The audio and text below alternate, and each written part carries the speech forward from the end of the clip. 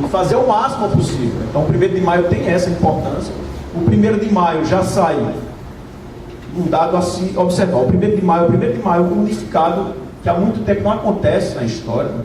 Então o conjunto das centrais sindicais que já vinham construindo essa unidade desde 2015, 2016, chega ao auge agora, vai ser um 1º de maio unificado, todas as centrais juntas, um ato único, uma bandeira única contra a reforma da Previdência, né, em defesa do sistema social todo e tal. Isso é importante, porque isso é fundamental para a construção de alguma reação popular. E o 1º de maio sai com uma indicação já de uma greve geral em junho. Ninguém estranha essa palavra, né? Primeiro, não estranha greve, né? Está muito tempo a gente não fala nela aqui. A gente tem que voltar a falar nela tranquilamente nas salas, nos corredores, com o chefe,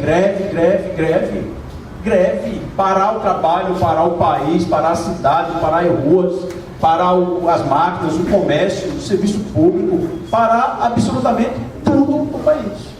Esse é o nosso papel, né? Esse é o nosso desafio. Não é pequeno, mas é ele que está colocado dentro da gente. Em junho, a gente já tem esse indicativo, né?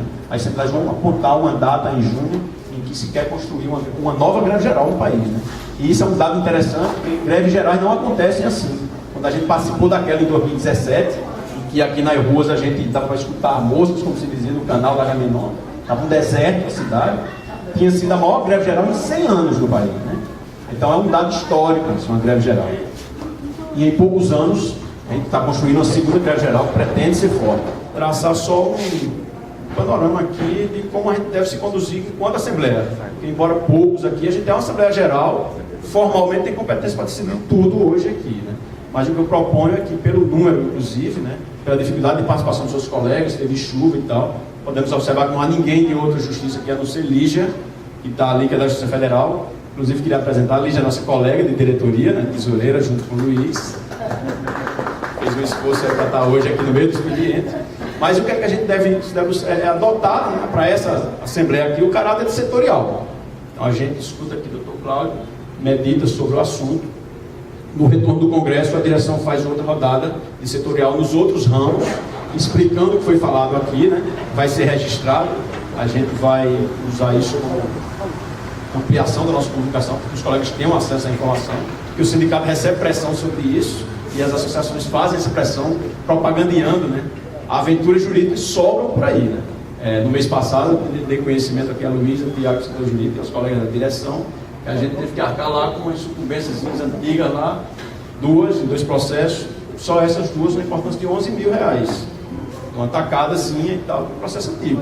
Lógico, não significa que foi aventura ano passado, o sucesso acontece, o processo judicial, mas antes de entrar a gente tem que ponderar bem, mais calmamente, né? Então, hoje aqui a gente toma como Assembleia Setorial, renova, né, nos outros órgãos, e aí no fim do processo a gente toma uma decisão sobre essa ação judicial. E aí eu abro para Tiago falar sobre o ponto. Então, até para poder passar a palavra para o Dr. Cláudio, fazer só umas pequenas observações sobre isso que Gerson falou. Não sei se eu vou poder aguardar pelo final da fala dele. A gente tem que ter em mente que quando a associação vem, e algumas pessoas passaram por isso recentemente, a associação, a Senjuf, quando eu falo que muita gente aqui é ligada a Senjuf, por causa do plano de saúde, o risco é total nosso, né? Nosso enquanto associado. A Senjuf vem e faz, vamos entrar com tal ação, que essa ação é boa, o pessoal está ganhando, parar. Quando é via associação, a associação fala o seguinte: se a gente ganhar, eu recebo o meu, tu recebe o teu. Se você perder, eu saio e você paga. É assim que funciona, e tem alguns colegas que inclusive já tiveram esse desprazer, tendo que pagar a sucumbência de uma ação que era totalmente desarrazoada. Inclusive, alguns chegaram para mim: Tiago, como é que é isso aqui? Eu disse: isso aqui é loucura, tá? Estão querendo fazer com que a gente discuta novamente os 13, por exemplo, de uma delas que era assim, de uma forma reversa, mas na verdade é a mesma coisa, só para alardear que está fazendo essa ação e correr um risco benéfico para a associação de ganhar, e se ela perder, ela não perde nada. Então, antes do Dr. Cláudio falar, é preciso que a gente entenda isso. E aí eu já deixo até minha posição, Gerson, como eu tinha colocado já na diretoria, já que a setorial é dessa forma, eu acho que seja qual for a decisão que a gente possa tomar sobre ingressar ou não com essa ação, pelo porte dela, pelo aquilo que a gente estava conversando, pelo que a forma como vem sendo tratado em outros tribunais, você tem ligado, o Dr. Cláudio vai falar um pouco mais sobre isso, mas a do Rio Grande do Sul estão cogitando e se colocaram isso em processo, embora não deva chegar a isso, mais de 180 milhões. Então, vamos supor que o nosso sindicato fosse metade disso, que fosse metade disso, que não é, não chega a ser metade. Seriam 90 milhões. Vamos dizer que fosse 10% disso, 9 milhões que fosse. O sindicato não tem condição nenhuma de arcar com esse tipo de sucumbência se vier aventurar uma ação desse porte. Então, o que a gente sugere, que eu deixo como sugestão até para as outras setoriais, que eu provavelmente não estarei presente, é que se a Assembleia decidir por ingressar com a ação, que essa ação seja assinada individualmente por cada pessoa que entenda que ela é necessária, e em assim o sendo, que cada um se responsabilize por essa sucumbência, assim como se faz eventualmente com essas associações. Tudo bem que o sindicato não é uma associação, é para representar o servidor em ações que sejam no interesse dele, mas obviamente dentro de algo que seja possível o sindicato arcar. É extremamente inviável de o sindicato correr esse tipo de risco na situação que a gente está, na precariedade que a gente está, na possibilidade iminente de ter que usar todos os esforços que a gente tem para ir em contra a reforma da Previdência, com caixa que não está tão alto assim. Então, é temerário, até arriscado, se entrar com uma ação desse porte, sem ter maiores convicções. A pessoa assina a procuração, eles botam o nome deles como representante das pessoas. Representante, você defende direito de terceiro em nome de terceiro. O sindicato ele não é representante, ele pode atuar como substituto processual, que ele reivindica direito de terceiro em nome próprio. Quando você substitui processualmente, todos os ônus que ocorram, como você está reivindicando direito de terceiro em seu próprio nome, qualquer despesa que tenha na ação, ela fica para o sindicato. Já quando você entra como representante, qualquer despesa da ação é cobrada ao representado. Entendeu? Então eles formam um grupinho de 10, bota para poder dar a impressão que eles estão atuando, eles se colocam como representantes, que ele não pode substituir processualmente porque eles não são sindicatos, eles representam na verdade. Mas aí todo o ônus de sucumbência é do representado, é aquilo que o Tiago falou, ele começa a ação assim, como aparentemente eles estivessem à frente, mas não é. Quando dá problema, cobra exatamente das pessoas. Aventura, mas tem outras que são aventuras. Nesse caso específico, se não tivesse o precedente que há, e eu vou explicar depois qual é esse precedente, alguém me perguntasse qual era a chance de sucesso dessa ação, eu diria que era muito baixo. Por que é muito baixo? Porque ela vai exatamente de encontro ao inverso do que tem o judiciário representado nas questões relativas à interpretação da extensão de gratificações aos servidores, ou seja, eles entendem que qualquer ação, qualquer lei que fixe vantagem remuneratória aos servidores, ela deve ser interpretada em sentido estrito. O que é que significa isso? Você não pode dar uma interpretação que alargue, que estenda, que use princípios para poder abranger mais do que a lei diz. Qual é exatamente a tese que está em discussão, que está sendo proposta, que está sendo... Já alguns sindicatos de servidores, inclusive, já entraram no caso do Judiciário do Rio Grande do Sul. Eu encontrei e até essa decisão que ela citou aqui, o Sindicato dos Trabalhadores da Justiça Federal do Rio Grande do Sul. É o seguinte, numa decisão, uma única decisão, proposta pelo Sindicato Nacional do Fisco, eles conseguiram fazer que a GAT, que é a gratificação da tributária, que é igual, ela tem a mesma natureza da gage de vocês, é exatamente igual, que é o quê? É uma gratificação que ela é um percentual do vencimento básico, mas ela tem caráter de generalidade, tá certo? Todo mundo recebe essa gratificação pelo só fato de exercer o cargo na Receita Federal, pelo só fato de vocês exercerem um cargo aqui no Judiciário Federal. Ou seja, qualquer pessoa basta ocupar um cargo público no Judiciário Federal, porque ela é extensiva a todos os cargos da carreira do Judiciário, você recebe a gage, tá certo? Da mesma forma, isso se aplica à GAT. Então, você resgatando a ideia, ou seja, a doutrina tradicional que vem desde Eli Lopes Meireles, Eli Lopes Meireles dizia o seguinte: vencimento é a retribuição que recebe o servidor decorrente do desempenho por si só do cargo público. Ou seja, se você ocupa um cargo público, você vai receber o vencimento. Além disso, você pode acrescer gratificações que são aquelas que levarão em consideração características pessoais do trabalho ou características pessoais do seu desempenho, tá certo? Então ele separa vencimento e gratificação, e a soma das duas, vencimento e gratificação, dá vencimentos. Então ele resgata essa doutrina tradicional para dizer, ora, quando a lei disse que a GAT ela era uma gratificação, ela não era gratificação, na verdade era um aumento do vencimento. E como aumento do vencimento, todas as demais gratificações, que são realmente gratificações, deveriam ser calculadas juntando o vencimento com a GAT, que a GAT seria, na verdade, incorporada ao vencimento.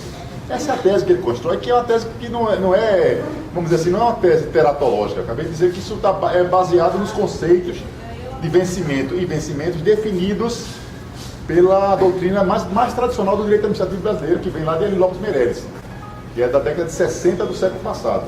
Mas veja, mas tudo bem, até aí é feito. Eu em sala de aula já falei várias vezes sobre isso e disse isso exatamente que estou a dizer aqui a vocês. Só que, como eu disse a vocês, o judiciário nunca entrou nessa. Eu sou advogado de servidor desde 1994, que eu advogo permanentemente para servidor. Tive um tempo em outra área, mas desde 94 eu advogo só para servidor. Desde 90, na verdade, mas só para servidor desde 94. Mas desde 90 que eu advogo para servidor. Desde logo depois da Constituição que os sindicatos foram sendo criados. Então, veja, esse debate a gente fez em alguns casos. Dessa decisão especificamente que o ministro Napoleão, e aí vamos para o detalhe do processo da Receita que gerou esse precedente. Na primeira instância, a ação do Sindicato Nacional do Fisco, ele perdeu aplicando essa teoria que eu disse a vocês.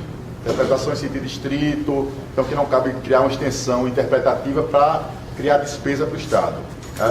Em síntese, essa adição, na primeira instância, confirmada pelo TRF1. Então, entra-se com recurso especial. No recurso especial, num primeiro momento, uma primeira decisão, juízo monocrático, o ministro, ele decide o seguinte, ele disse, olha, na verdade, há uma nulidade naquela decisão de baixo, porque ele limita-se a decidir sem que faça uma análise do caso concreto.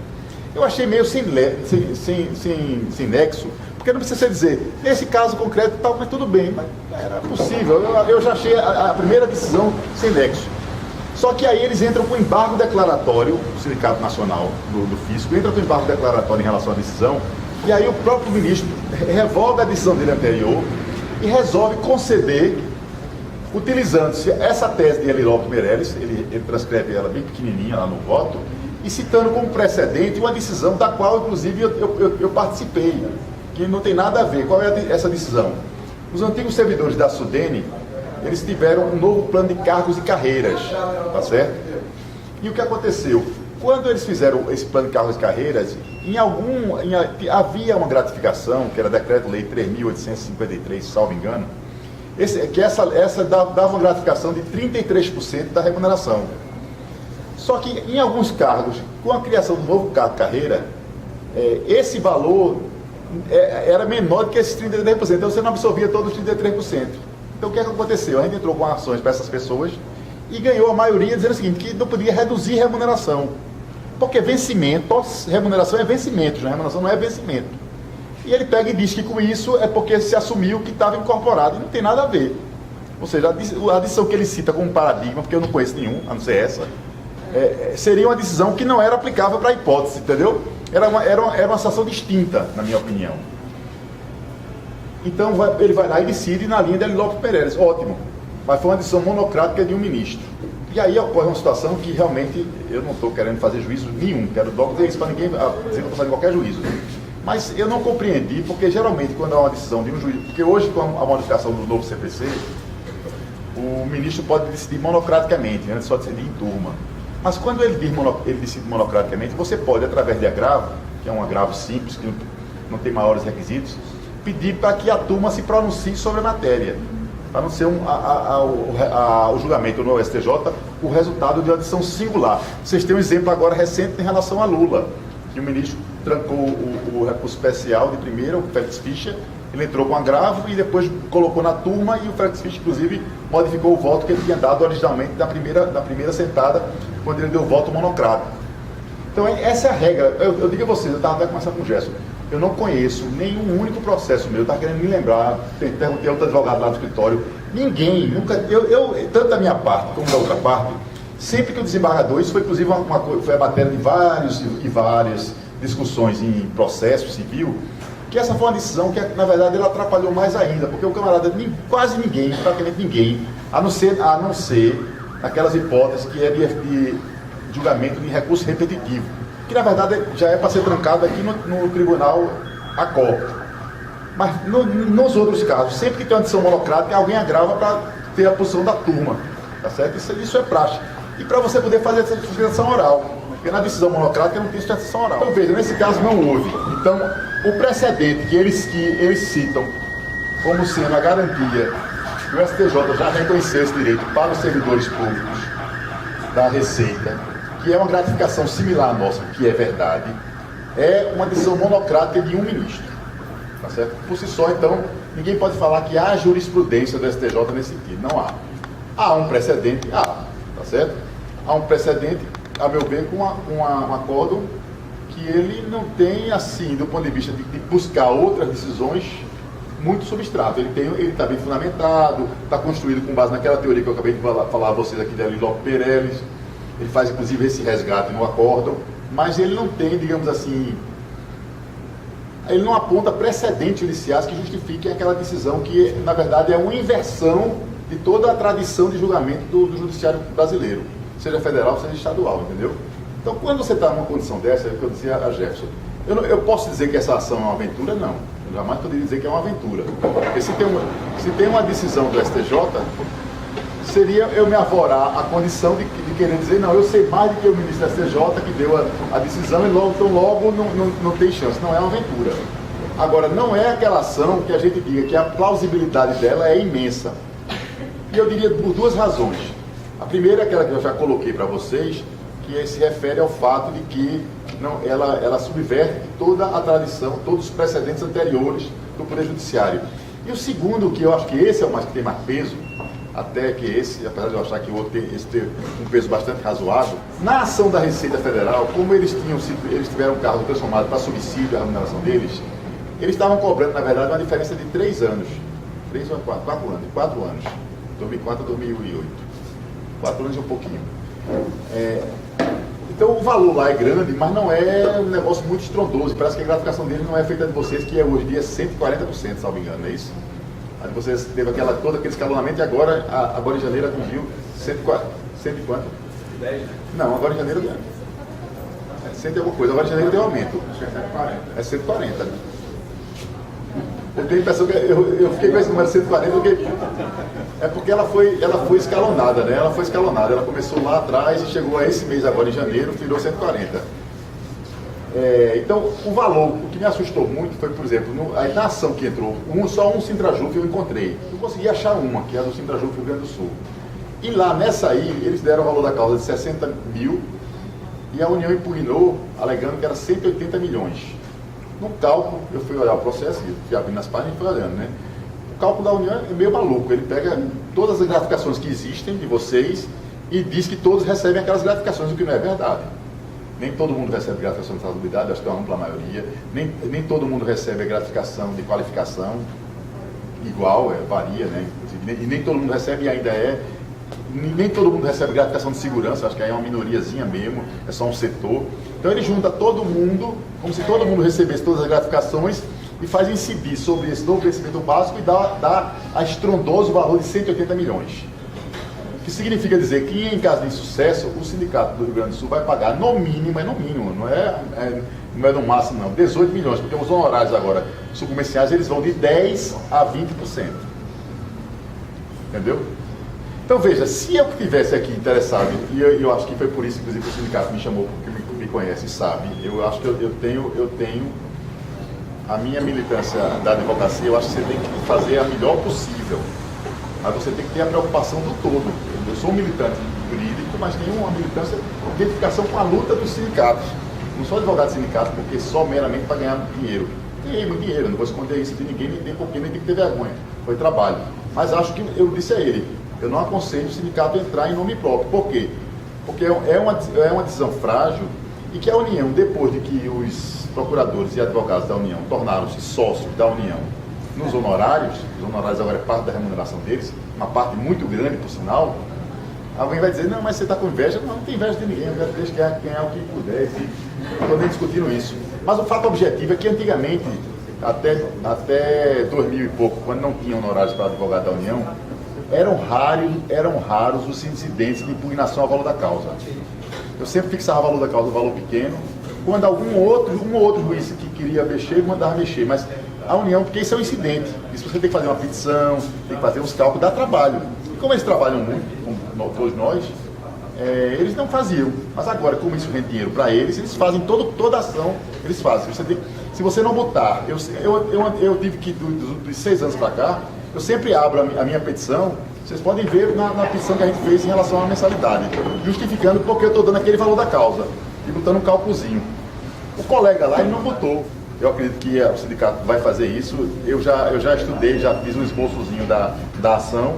Se vocês se startarem e disserem que é para entrar, eu acho que com 10, 15 dias, a preparação toda, e vai dando entrada em grupo de 10 de quem achar que deve, sabendo que em caso de insucesso, vai ter uma sucumbência, e a sucumbência não será pequena, apesar de, nesse caso em grupo de 10, eu acho que a gente vai ter que ter a cautela de calcular, mostrar quais são as gratificações que cada pessoa vai ter, para evitar um estouro da boiada, tá certo?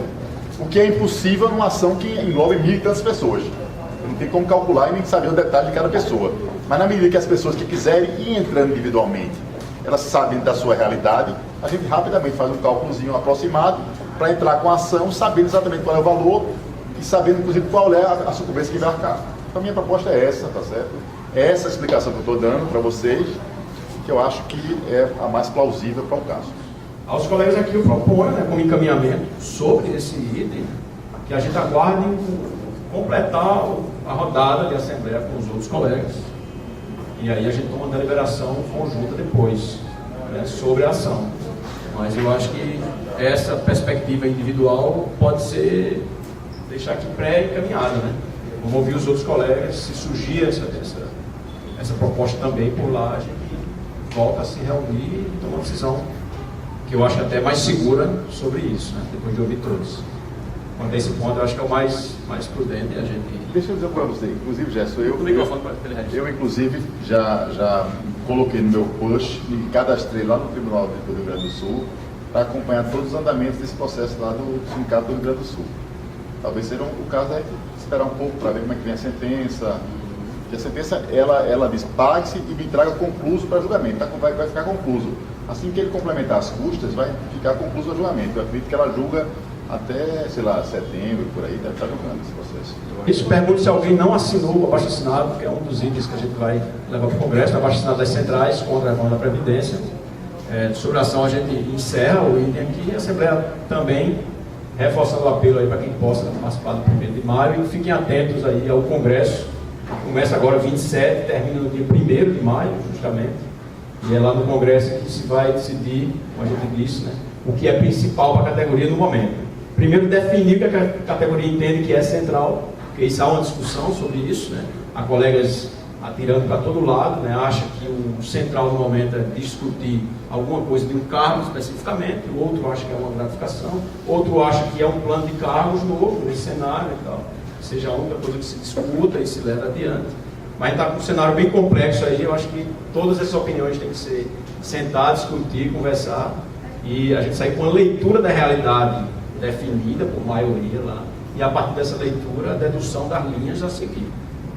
Então é isso, a gente encerra por hoje aqui, aguarda a rodada de assembleias setoriais e volta a falar sobre o tema a partir da próxima semana. Beleza? Obrigadão a todos aí, bom final de semana, não, a gente está viajando, mas bom trabalho amanhã e bom final de semana em seguida.